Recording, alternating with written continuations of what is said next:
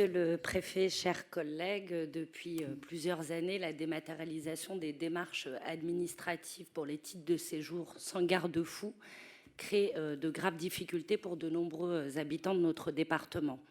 Des milliers de personnes éligibles à un titre de séjour se retrouvent sans droit ni papier, plongeant ainsi des familles dans la précarité. Des travailleurs perdent leur emploi, faute de documents renouvelés ou d'attestations provisoires, étant dit que des retraités titulaires d'un titre de séjour de 10 ans se retrouvent dans des situations kafkaïennes, les privant aussi de leurs droits alors qu'elles ont contribué toute leur vie à la richesse de ce pays.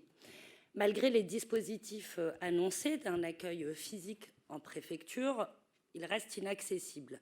On me rapporte, à titre d'exemple, qu'une usagère en fauteuil roulant, ne pouvant pas faire ses démarches en ligne, s'est récemment rendue à la préfecture, bien qu'elle ait franchi la sécurité.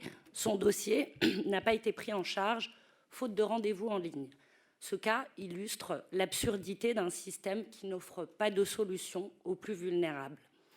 Le Conseil d'État a pourtant imposé des alternatives concrètes, dépôt papier, envoi postal ou accueil physique, mais malgré cela, ceux qui ne peuvent pas recourir à la dématérialisation se voient renvoyés vers des procédures inadaptées. Donc, Monsieur le Préfet, l'État ne peut pas continuer à fabriquer des sans-papiers sur son territoire. Ces dysfonctionnements ne peuvent plus durer et sont dénoncés par de nombreuses associations et élus. Il est donc de votre responsabilité d'assurer l'égal accès aux services publics pour tous, sans exception. Et je vous demande donc de clarifier l'organisation de l'accueil physique en préfecture. Quelles solutions sont mises en place pour ceux qui ne peuvent pas recourir à la dématérialisation? Allez-vous augmenter les effectifs et former le personnel pour traiter les cas urgents?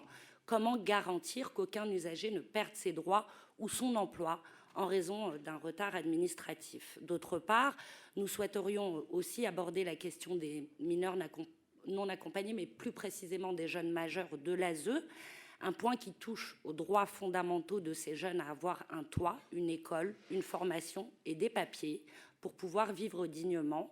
Et depuis plusieurs années, et encore plus avec la loi Asile-Immigration du 24 janvier 2024, qui a donné la priorité à la délivrance d'OQTF, il s'agit de faire du chiffre en multipliant les expulsions, en faisant croire que notre pays retrouverait ainsi la sécurité et le plein emploi.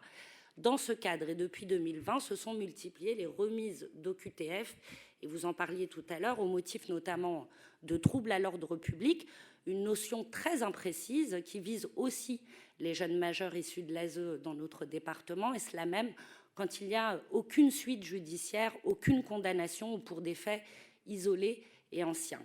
Tout ceci alors que l'accompagnement des jeunes de 18 à 21 ans par le département et l'État est en principe garanti par la loi Taquet.